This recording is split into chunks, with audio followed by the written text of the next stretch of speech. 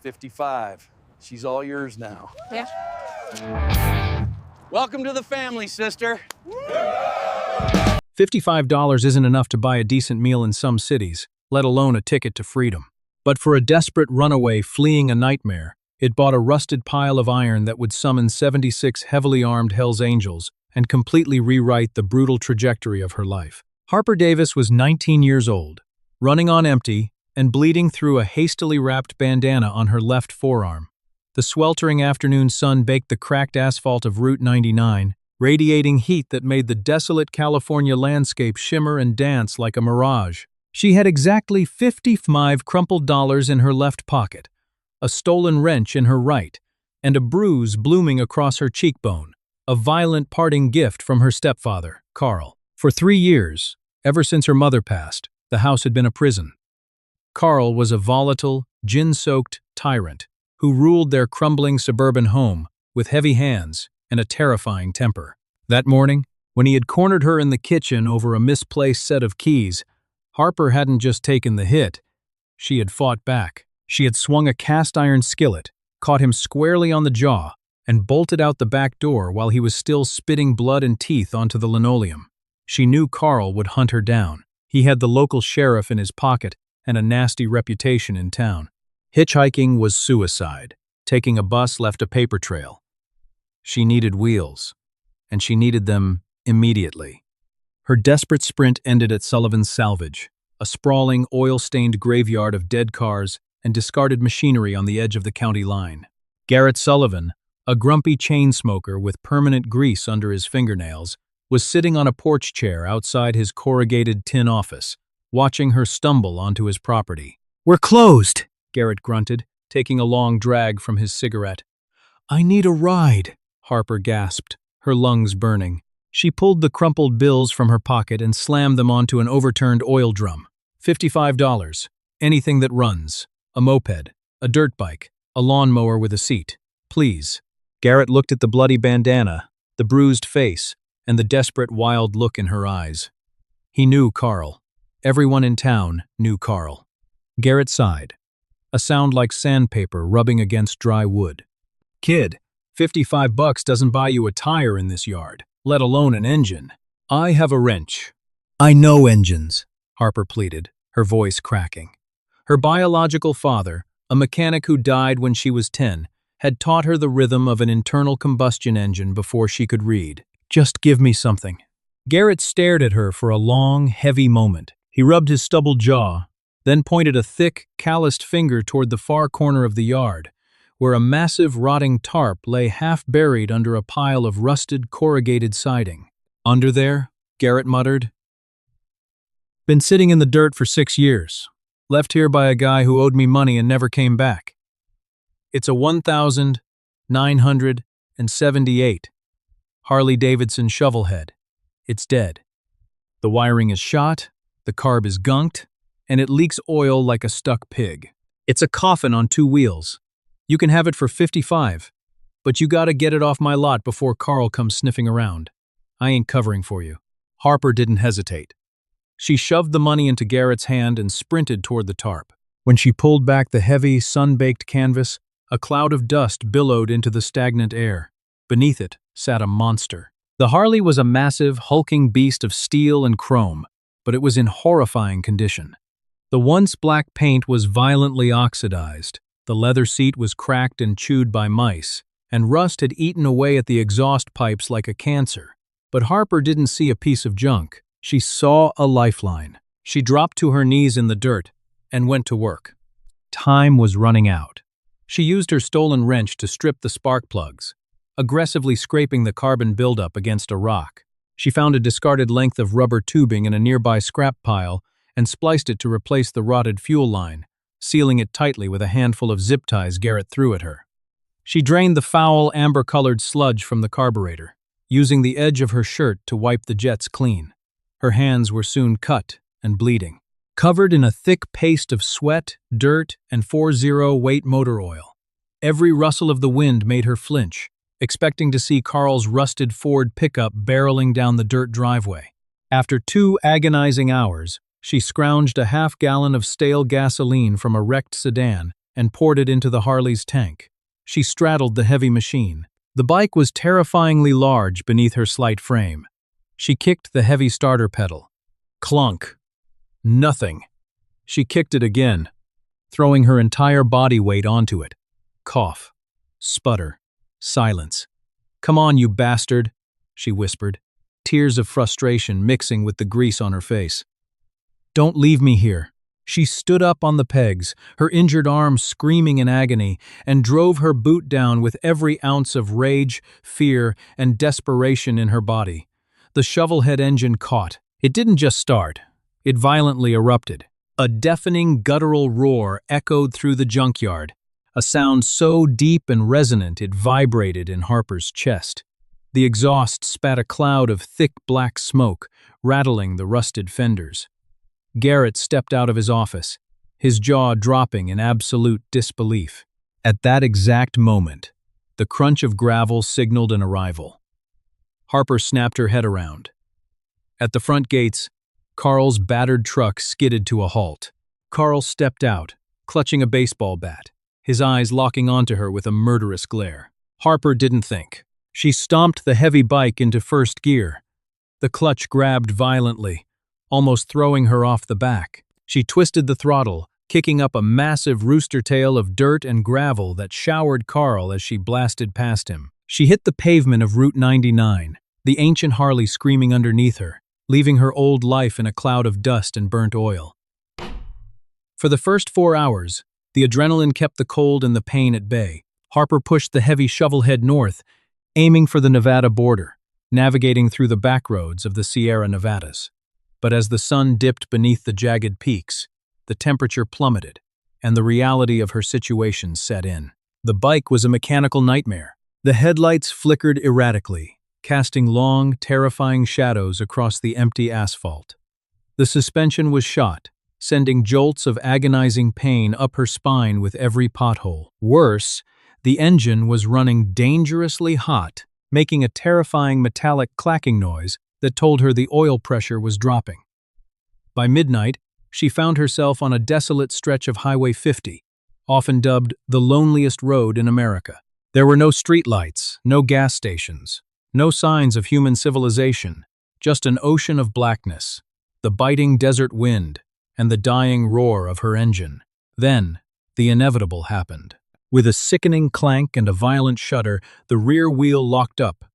The engine seized entirely.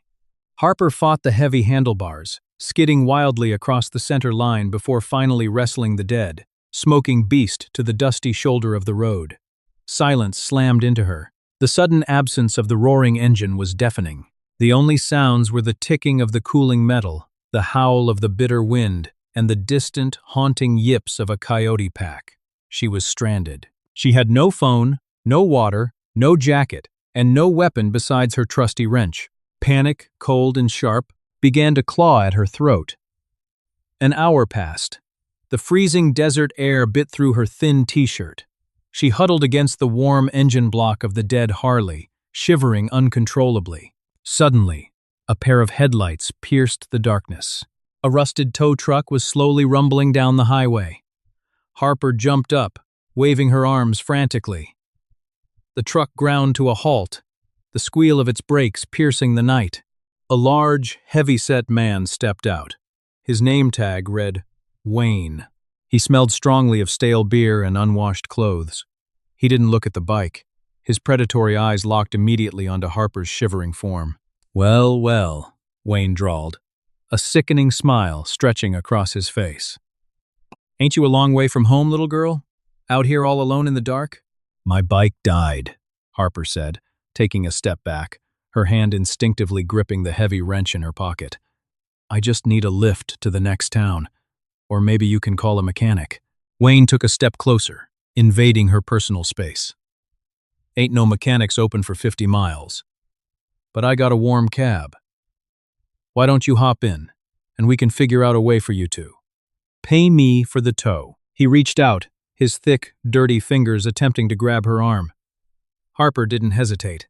She whipped the heavy wrench out, slamming it hard across Wayne's knuckles. He roared in pain, stumbling backward and clutching his hand. "You crazy little bitch," he spat, his eyes flashing with violent rage. He reached behind his back, pulling a heavy Maglite flashlight from his belt. "You're gonna regret that." Harper backed away, raising the wrench, her heart hammering against her ribs. She was entirely alone. No one would hear her scream. No one would ever find her. But before Wayne could take another step, the ground began to vibrate. It started as a low, almost imperceptible tremor beneath the soles of their shoes. Then, a sound rolled over the horizon, a deep, synchronized mechanical thunder that swallowed the howling wind. It sounded like an approaching freight train, but it wasn't on tracks. Wayne froze, looking down the highway. Over the crest of the hill, a blinding wall of headlights appeared. It wasn't one vehicle. It wasn't 10. It was an endless, terrifying procession of roaring motorcycles riding two abreast, completely swallowing the two-lane highway. The sheer volume of the noise was paralyzing. 76 custom high-displacement Harley Davidsons thundered down the road, their chrome gleaming under the moonlight, their engines beating like a single massive, angry heart. Wayne's face went completely pale. He dropped his flashlight, scrambled backward into his tow truck, and slammed the heavy door, throwing it into gear and tearing off down the highway, abandoning Harper in the dust. Harper stood frozen by her broken bike, clutching her wrench. As the massive pack approached, she saw the moonlight catch the leather vests of the riders. Emblazoned across their backs, in stark, terrifying red and white lettering, was the winged death head, the Hell's Angels. They were supposed to just blow past her. An outlaw motorcycle club of this size on a midnight run didn't stop for stranded motorists. But the lead rider, a massive, broad-shouldered man riding a deeply customized, raked-out chopper, suddenly threw up his left fist. Instantly, the entire pack began to downshift.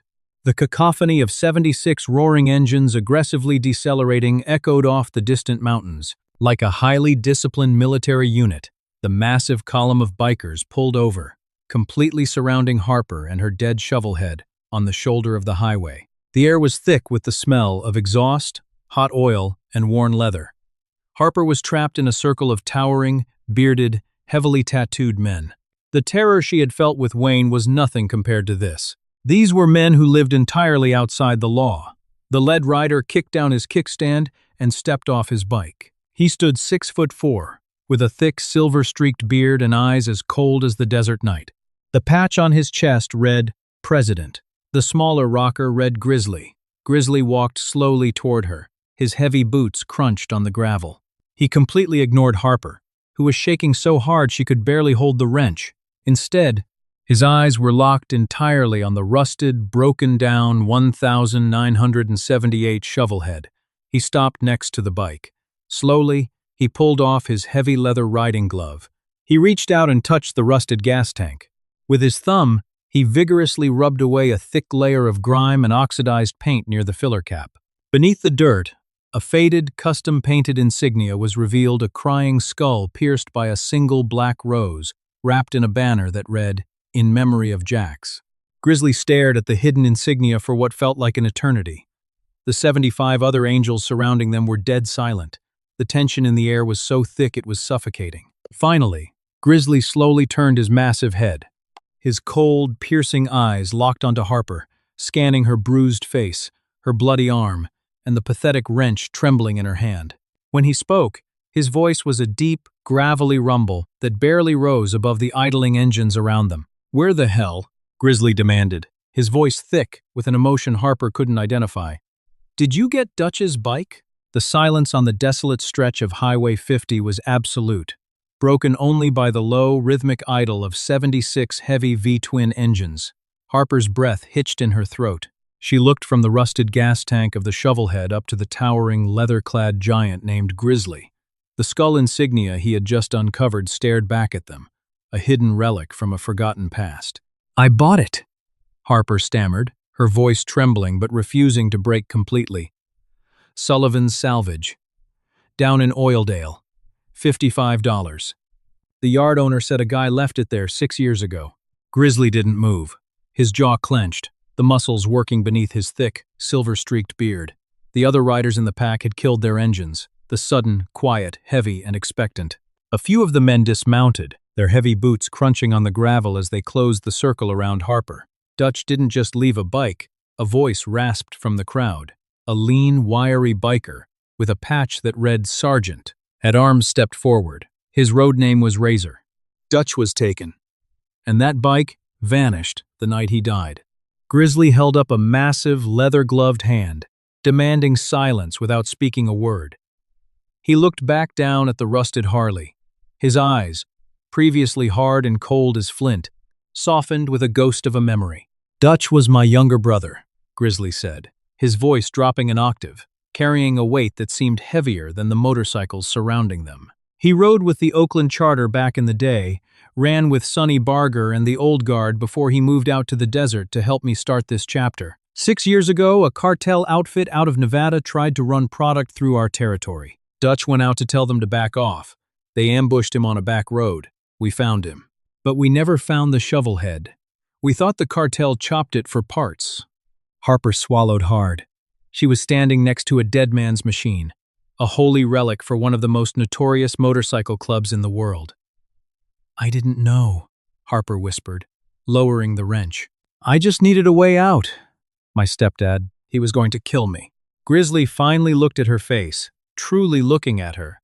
He saw the angry purple bruise blooming across her cheekbone, the hastily wrapped, blood-soaked bandana on her forearm, and the grease and oil smeared across her exhausted features.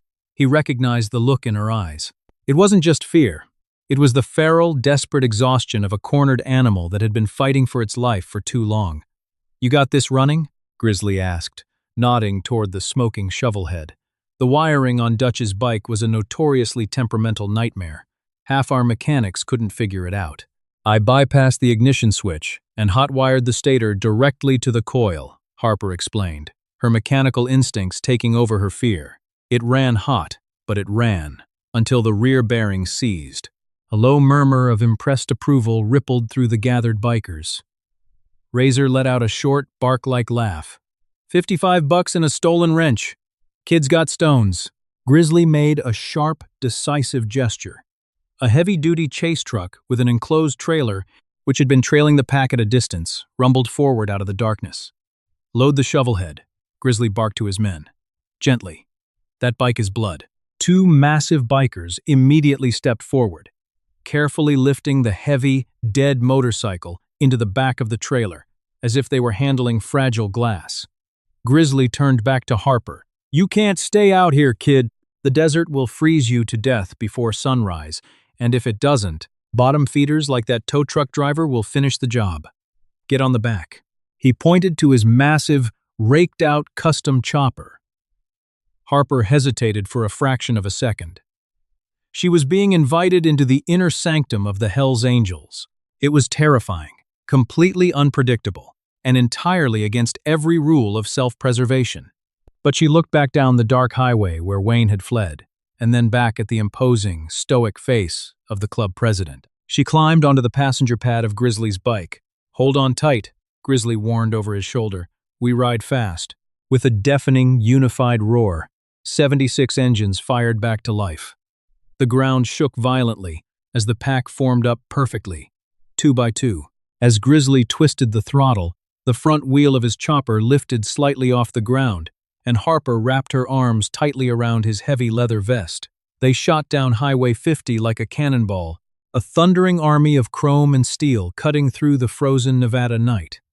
For the first time in her 19 years of life, surrounded by 76 outlaws, Harper felt something completely foreign. She felt safe. 2 hours later, the pack rolled into a sprawling, heavily fortified compound hidden in the foothills of the high desert. High, corrugated steel fences topped with razor wire surrounded a massive, converted industrial warehouse.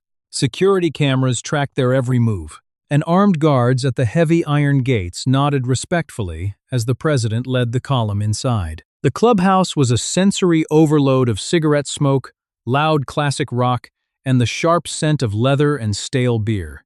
But it was also surprisingly ordered. "Patch her up," Grizzly ordered, pointing to a gray-haired biker known as Bones, who served as the club's unofficial medic.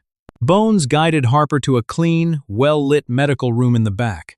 He was gruff but gentle, cleaning the deep laceration on her arm with practiced efficiency, stitching it up, and handing her an ice pack for her bruised face. "You picked a hell of a night to go for a joyride, sweetheart," Bones muttered, taping a fresh bandage to her arm.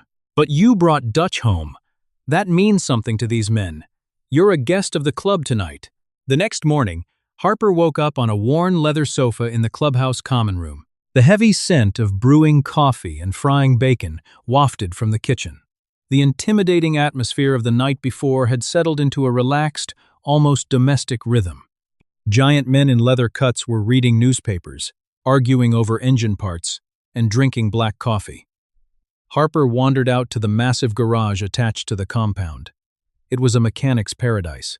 State-of-the-art tools, hydraulic lifts, and dozens of heavily modified motorcycles lined the walls.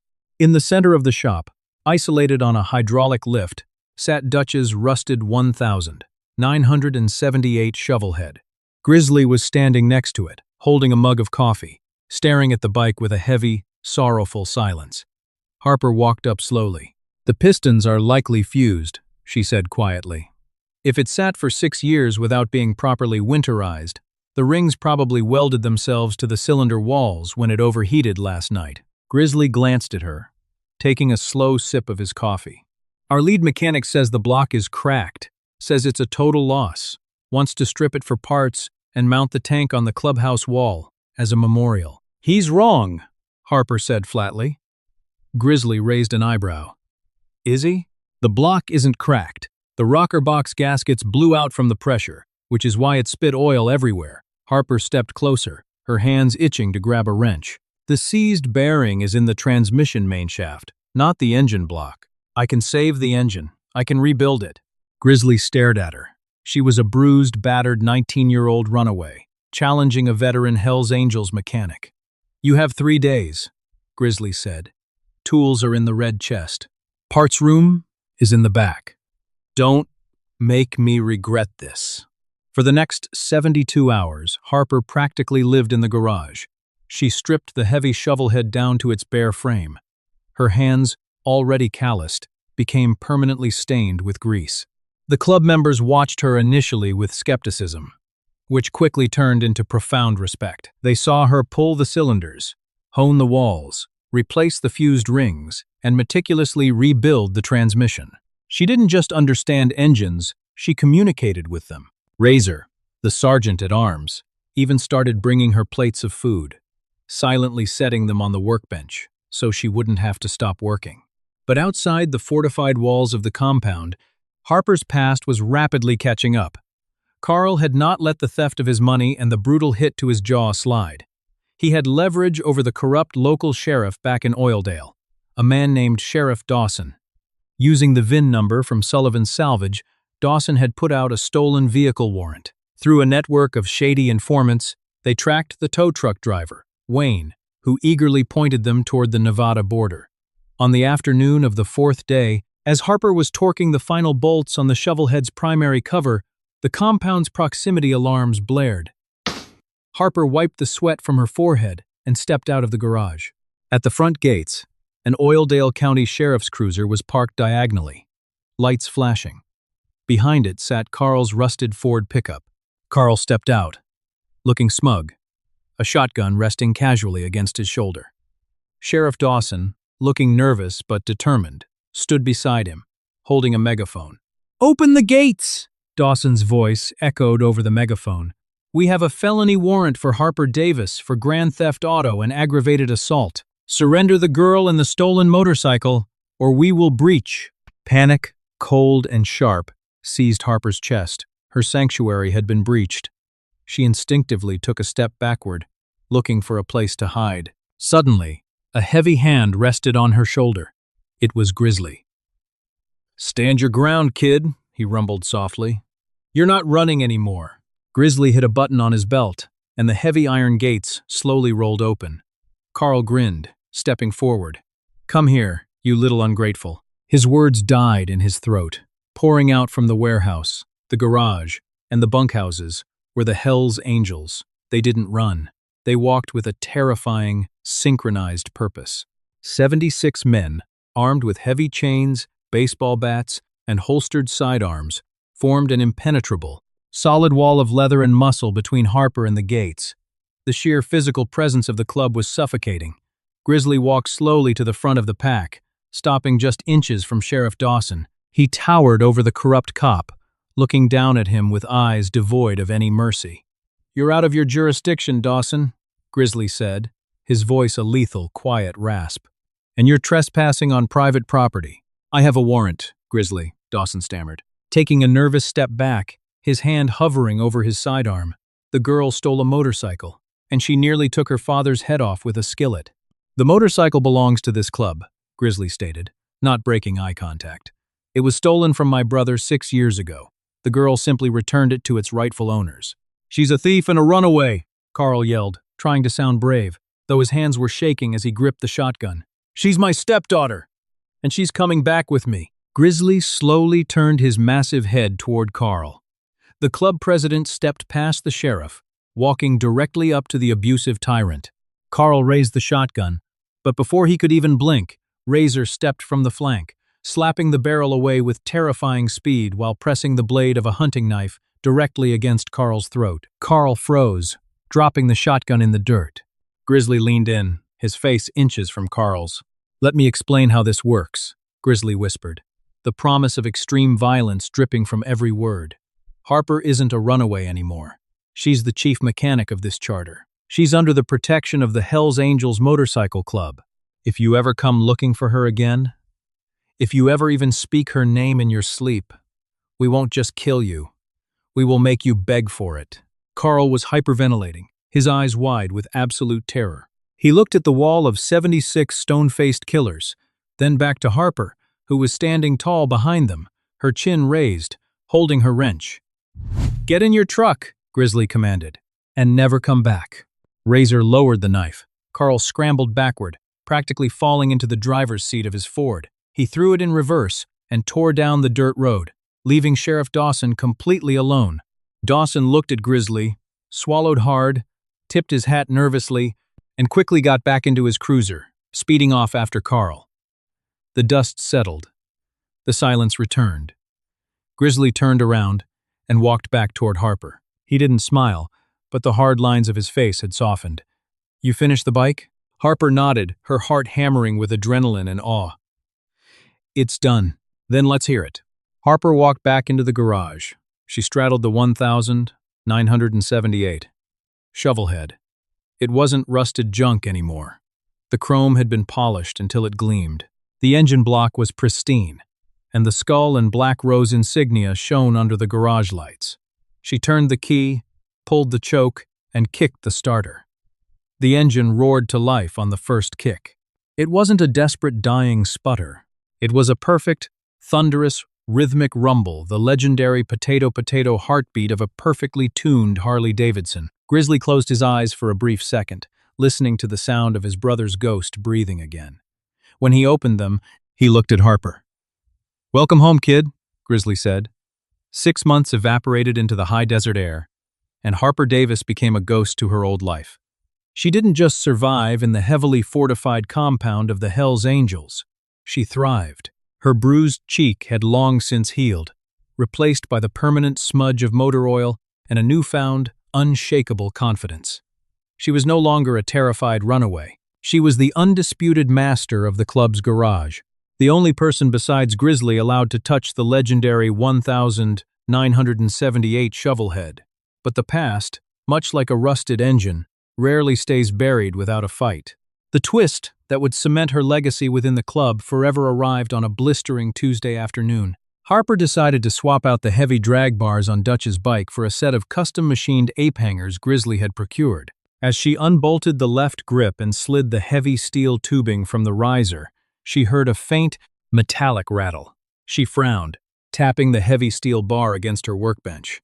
Something was lodged deep inside the hollow core. Grabbing a heavy-duty pair of needle-nose pliers, Harper reached into the dark cavity and clamped down on a piece of rigid metal. With a sharp tug, she pulled out a sealed, tightly capped brass cylinder, no larger than a cigar. Her heart skipped a beat. She wiped her greasy hands on her jeans and unscrewed the cap. Inside, rolled impossibly tight, was a collection of micro-printed, waterproof ledger papers.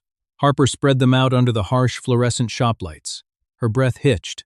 It wasn't a diary.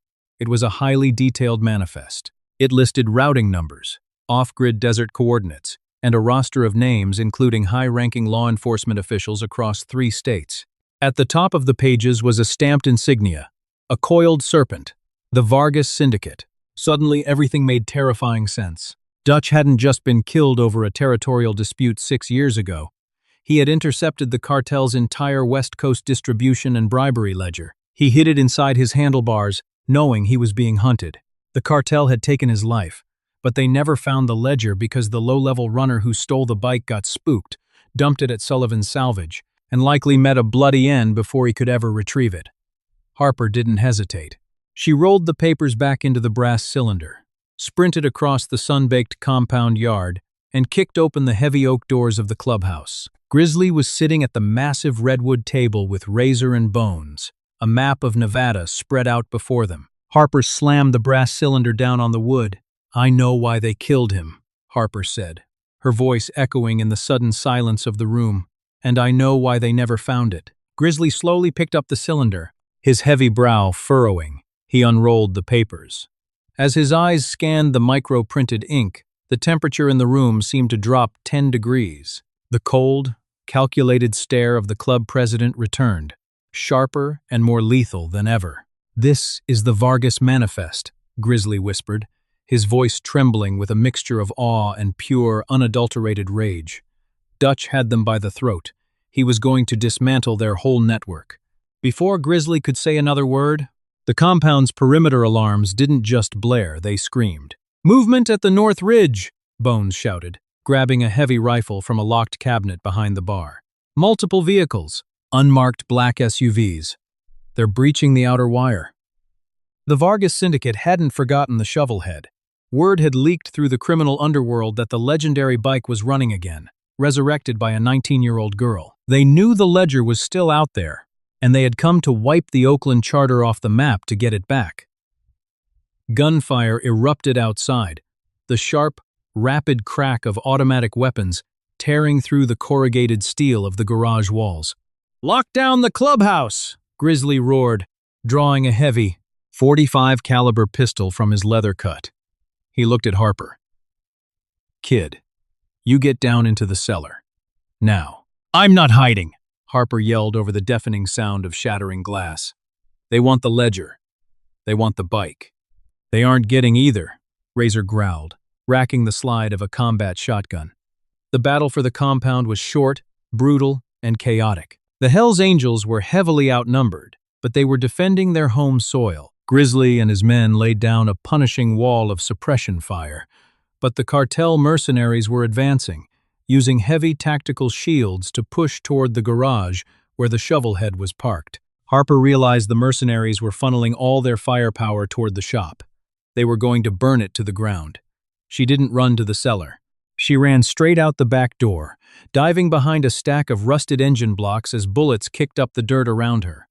She crawled into the garage through the side bay. The air was thick with the acrid smell of cordite and gasoline. The cartel's lead enforcer, a massive man in tactical gear, kicked in the front door of the shop, his assault rifle raised. Harper was out of time. She grabbed a heavy acetylene torch from her welding cart, sparked the igniter, and cranked the valve to maximum. A blinding 3-foot tongue of blue flame roared to life. She swung the torch blindly toward a precarious stack of pressurized oxygen tanks, sitting just feet from the cartel enforcer, and sprinted for the reinforced side exit. The explosion shattered the afternoon sky. The shockwave threw Harper violently into the dirt outside. A massive fireball consumed the front half of the garage, instantly neutralizing the cartel's breach team. The earth-shattering blast disoriented the remaining mercenaries long enough for Grizzly, Razor, and the rest of the club to flank them, ending the siege in a swift, merciless wave of biker justice. When the smoke finally cleared, the compound was eerily silent, save for the crackling of the burning debris. Grizzly found Harper sitting in the dirt, covered in soot, coughing, but miraculously unharmed. He knelt beside her, pulling her to her feet with one massive hand. He looked past her into the smoldering ruins of the garage.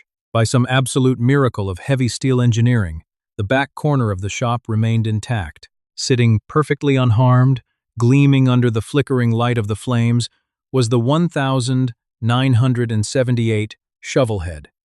Grizzly let out a low, rumbling laugh that sounded like a rock slide. He pulled the brass cylinder from his pocket, tossing it in his hand. Dutch always did build things to last. A week later, the Vargas syndicate was dismantled by federal authorities, tipped off by an anonymous package containing a highly detailed, micro-printed ledger. Harper stood in the newly rebuilt garage, wiping grease from her hands. Grizzly walked in, carrying a heavy, custom-tailored leather vest. He didn't offer her a full patch. Club rules were club rules, but he handed her the leather. Embroidered across the back in stark, blood-red lettering was a single word: family. Below it, a rocker read, Head Wrench, Oakland Charter. Harper slipped the heavy leather over her shoulders. She looked at the shovelhead, then up at Grizzly. She had paid $55 for a rusted pile of iron, but in the end, it had bought her the only thing she had ever truly wanted: a home. If you love this story of resilience, chrome, and high-stakes biker justice, hit that like button right now. Share this video with anyone who loves a gritty tale of survival and redemption. Don't forget to subscribe and ring the bell so you never miss another thrilling, true-to-life storytelling experience. Drop a comment below. Would you have ridden that rusty shovelhead into the dark? Let us know. Hi, my name is Dominant Flame Escrow, the owner and manager of Dominant Flame Escrow. After watching the video, Runaway Girl paid $55 for a rusty Harley Davidson. Next day, 76 Hells Angels changed her life. I'd really like to know what you think. How did this story make you feel? What stood out to me most was the feeling of finding unexpected support in a place most people wouldn't expect. Beneath the rough image and loud engines, the story carried a deeper message about belonging, second chances, and how people can surprise you when you least expect it. Sometimes, the people who look intimidating on the outside can still show loyalty and compassion in ways that really matter. Do you think first impressions stop us from seeing who people really are? And have you ever had a moment where strangers showed you kindness when you needed it most? Stories like this remind me that life can change direction very quickly, especially when someone finally feels seen or protected after a difficult chapter. If this story stayed with you after watching, I'd love to hear your thoughts in the comments. And if you enjoy emotional biker stories like this, feel free to like and subscribe for more whenever you'd like.